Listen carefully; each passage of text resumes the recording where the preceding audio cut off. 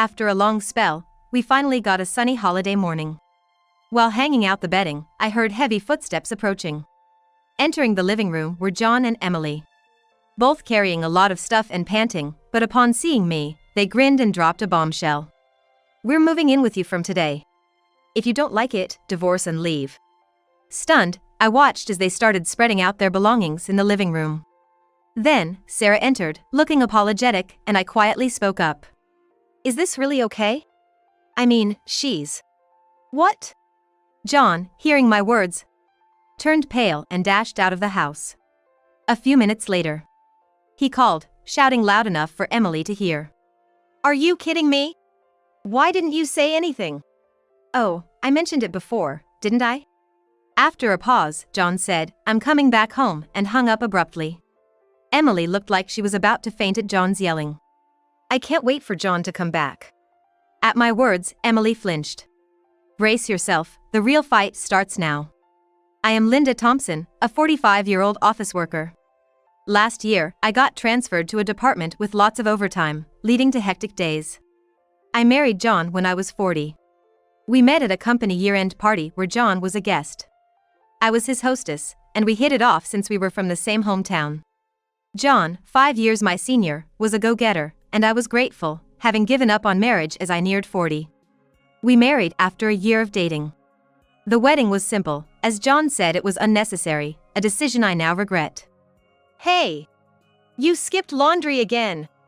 John is a traditional, dominant husband. Despite living alone before marriage and knowing how to do household chores, he believes men shouldn't do them and left everything to me. "I was going to do it tonight, I got home late from overtime."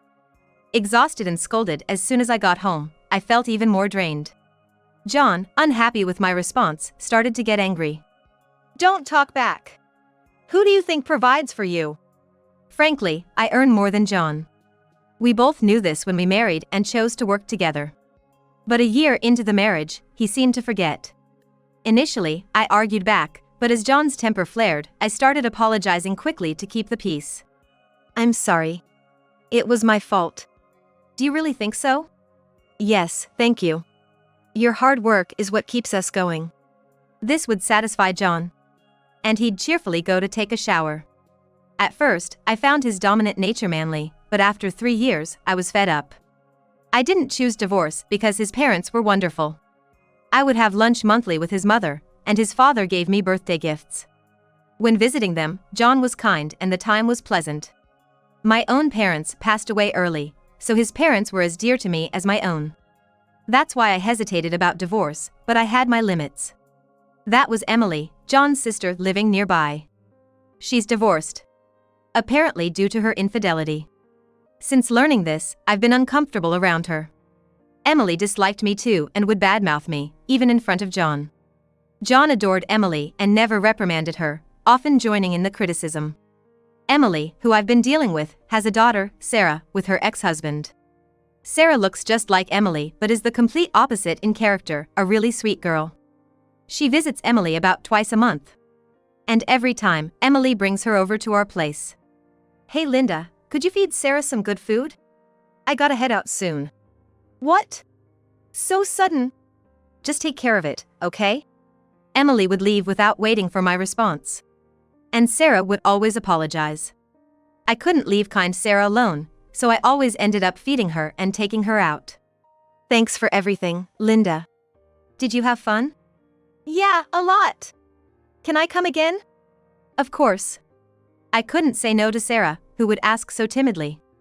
Having no kids myself, I'd grown fond of her. But I wondered if it was right for Emily to be absent from Sarah's visits.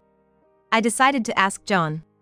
"Hey, isn't it a bit much that Emily's never here when Sarah visits? Couldn't she spend a bit more time with her?" I only had Sarah's best interests at heart, but John didn't take it that way. His face turned red, and he yelled at me like a madman. "Emily's been hurt by the divorce. She's delicate, not like you. And you blame her?" "No, I just wondered where she goes, leaving Sarah here." "It's none of your business. Just shut up and do as you're told." John wouldn't listen to reason, so I dropped the subject. After multiple apologies, he calmed down and started getting ready to go out. "I'm stepping out. Where to? That's my business. Just say have a nice day. John stormed out, slamming the door, leaving me alone in the silent room, crying. That's when I seriously started thinking about divorce. I wanted to divorce, but hesitated because of my in-laws. Then, my mother-in-law invited me for lunch. John warned me before I left. Where are you going on your day off? I'm going to have lunch with your mother. Don't bring up Emily with Mom. Why not? I didn't understand the meaning, so I asked him again. Then, John seemed irritated and started yelling. Just don't. Are you that dense? Just go, but don't mention Emily. He pushed me out of the house without waiting for my reply. Confused, I met with my mother-in-law for lunch. Emily's staying with you, right? What? You knew? I'm sorry, dear. My mother-in-law apologized, saying Sarah had told her I was being burdened. Emily's obsessed with a nightclub or casino, and in serious debt. Debt? That's right. It looks like she has quite a bit of debt. I was shocked. Emily always dressed in designer clothes when she visited. I told this to my mother-in-law, who looked even more troubled. We've cut ties with her. You should cut ties too. John's just spoiling her. She revealed that even when Emily's infidelity came out, John blamed it on her ex and even paid off some of her debts. John was overly protective of his sister. I was told that he had taken over debts in the past, which completely opened my eyes. I'm thinking of divorcing John. Sorry to be a bother. That's only right. I'll help you. She held my hand, and I planned my divorce. Thinking of what my mother would be like if she were still alive, I decided to start planning for divorce. Doing everything discreetly to avoid John's notice. I tried to talk to him about Emily's debts, but he wouldn't listen. I lost all affection for him, who yelled at me. With my in-laws' help, I gathered evidence and learned shocking truths. All that was left was to set a date for the final move, and that day came unexpectedly. On a long-awaited sunny holiday morning. While I was airing out the bedding, I heard hurried footsteps. Entering the living room were John and Emily, both loaded with bags, panting heavily. Spotting me, they grinned mischievously and dropped a bombshell. We're moving in with you from today. If you don't like it, divorce and leave. Stunned, I watched as they began spreading their stuff in the living room. Then, Sarah, looking sheepish, followed them in, prompting me to speak up quietly. Is this really okay? I mean, her. What? John, hearing this, turned pale and bolted out of the house. Minutes later, he called, yelling so loudly that even Emily could hear. This is nonsense. Why didn't you say anything? Oh, I mentioned it before, didn't I? After a brief silence, John snapped, I'm coming back, and abruptly hung up. Emily looked like she was about to faint at John's yelling. I can't wait for John to come back. At my words, Emily visibly shuddered.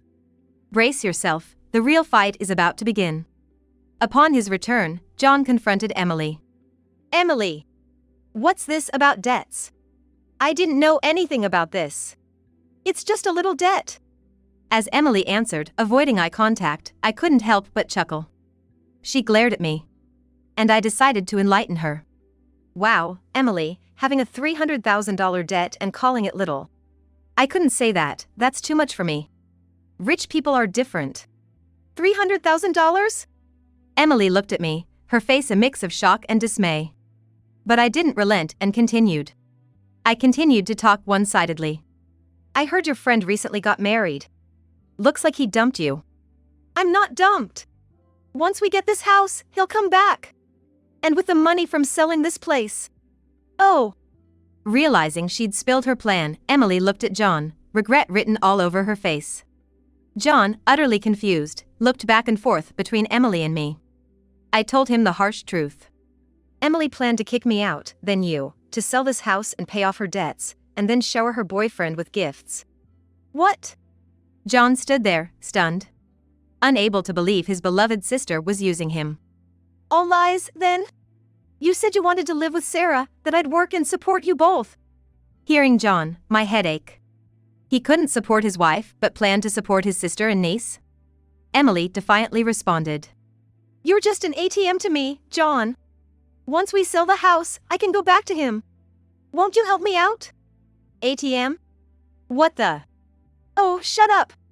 Emily's brazen attitude and John's furious yelling left me out of their equation. Their quarrel was ugly and absurd. It was Sarah who finally spoke up. John, Mom, enough. I don't want to live with you, and I came here today to say goodbye. Sarah! What do you mean? Both Emily and John were stunned, stopping their fight to look at Sarah. She sighed heavily, looked straight at Emily, and began to speak slowly. Mom, you're not interested in what I have to say, right? I think I mentioned it before, but I'm going to study abroad after high school. So, today was about saying goodbye. I never heard that! Emily exclaimed loudly. Sarah looked at her mother coldly, her gaze icy. That's because you never listen. You're always chasing after men. I don't need a mom like that. For me, Linda's been like a real mother. What? What do you mean by that? Emily glared at us as if we were enemies. I was just as surprised. Sarah came over and hugged me tightly. Thanks for always being there, for the delicious meals, for listening, and for taking me out. You felt like my real mom. Sarah's words made me tear up. Everything I had done for her felt rewarding, filled with a sense of fulfillment and happiness. I never had children, so I often wondered if I was doing right by Sarah. I was very impressed. Sarah, I've been so happy to have you. Do your best over there, okay? As I wiped my tears, Sarah smiled at me. Yeah, I want to call and message you. Is that okay? Of course. We shared a smile. While Emily looked on, seething with envy. Then, as if struck by an idea, she started to smirk. Sarah. I'll come with you. What? Why? It'll be hard for you alone over there. Let's live together. They're gonna pay for living expenses, right? Her audacity left me speechless. Sarah looked just as appalled. Unaware of our reaction, Emily fantasized about her life abroad. While you're at school, I'll go to the beach or shopping, and while she's at work, I'll nap. At night, maybe I'll go out. Emily's plan was all about play, no work. Sarah looked at her with contempt, then suddenly burst into laughter. What's so funny? It's hilarious. Like I'd want to live with you. And I'm staying in a student accommodation, so you can't come. Emily's face turned red with anger. But Sarah didn't stop. Just as Emily was about to snap and lunge at Sarah, a stern voice intervened. Enough of this. Dad! My father-in-law appeared in the living room. With my mother-in-law beside him, looking furious. Linda told us everything. When will you stop causing trouble for others? Mom! It's a misunderstanding. Sarah decided this on her own. Emily's explanation was cut short as our mother-in-law raised her hand. A slap echoed in the room, followed by silence. Emily was the first to speak. That's terrible. Hitting me. My mother-in-law sharply retorted. You deserved it. You've been a nuisance to Linda. I was wrong to leave you be. You're going to live with relatives from now on. Emily, pale-faced, turned to John for help, but he looked away, having realized her betrayal. Left alone and in despair, Emily was led out by my father-in-law. Look, I'm sorry. I should have listened more to what Linda had to say. From now on, I'll make sure to listen. To think there'll be a next time, what an optimistic mind you have. John's flippant remark was sharply cut down by my mother-in-law. John, taken aback, looked on as she continued with an emotionless expression. I told you before, didn't I? To cut ties with Emily, especially if you were going to get married. But you didn't listen. The only choice you have now is divorce. John's face turned pale as he looked over at me. I smiled at him, a bit of relief before dropping him into hell. Then, when he felt a little relieved, I opened my mouth to send him to hell. Let's get divorced. I'll be asking for alimony too. For your verbal abuse. And I know your infidelity. Infidelity? What are you talking about? John stumbled over his words, feigning ignorance. It was pathetic to think I ever found him reliable. I pulled out several photos from my bag. You know this woman, don't you? Did you spy on me? It's your own fault for doing things worth spying on, isn't it? Ugh. John, with no room for argument, stayed silent, looking defeated. I laid out the papers in front of him and had him sign. After everything was finalized, I spoke to John with a smile. Thanks for everything. But, to be honest, I earned more, did all the housework, and managed everything else. It was me who took care of you. So, take care. And don't forget the payments. John had nothing to say in response. I said my goodbyes to my mother-in-law and left our home. My belongings would be picked up later, and I planned to spend the night at a nearby hotel after dropping Sarah off at her place. The room was beautiful, the bed soft. A space where there's no one to complain about. That night, I regained my freedom for the first time in 5 years. The next day, I officially asked a lawyer to proceed with our divorce. My mother-in-law apologized and assured me that John would transfer the full alimony within a week, which he did. John had given most of his savings to Emily, so my in-laws covered the alimony. And said they'd make sure John paid them back in full. John lost his job and, along with Emily, was sent to live with a different relative. They run a ranch, and he's worked hard every day without a break. Escape is impossible for him since he's never driven on mountain roads before. While I feel it's tough for him, I don't pity him. John's mistress turned out to be a nightclub worker who saw him as just another customer. She didn't even know he was married and apologized to me. Even returning the designer bags he'd given her, which I sold and used the money for lunches with Sarah. Emily ended up with relatives near the sea, working hard from dawn every day. Her once well-maintained appearance has deteriorated. Apparently, she's working off the child support debt she owed Sarah's father, which the relatives had to cover. I can only hope that she will change her mind even just a little. Sarah, on the other hand, successfully went abroad and is enjoying her dorm life. She's made a close friend and plans to bring her to the States during a long break. She asked if they could stay at my place and go sightseeing, which I happily agreed to.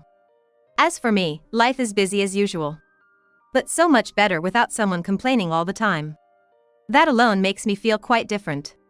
Although my life is busy, I am spending a very fulfilling life. I've even started seeing Sarah's father, a kind man with similar interests. He was a very nice guy and we exchanged contact information. As we kept talking about Sarah, we started going out together. We shared hobbies and tastes, so just being with him makes me feel at ease. We've grown close, and it's a comfort I never had with John. Sarah's thrilled about us and jokingly asked when we're getting married. I haven't thought that far, but who knows what the future holds. For me, Sarah is like a real daughter. Sarah thinks so too. I hope we can become a true family someday. With that hope, I head to work each day, looking forward to what the future might bring.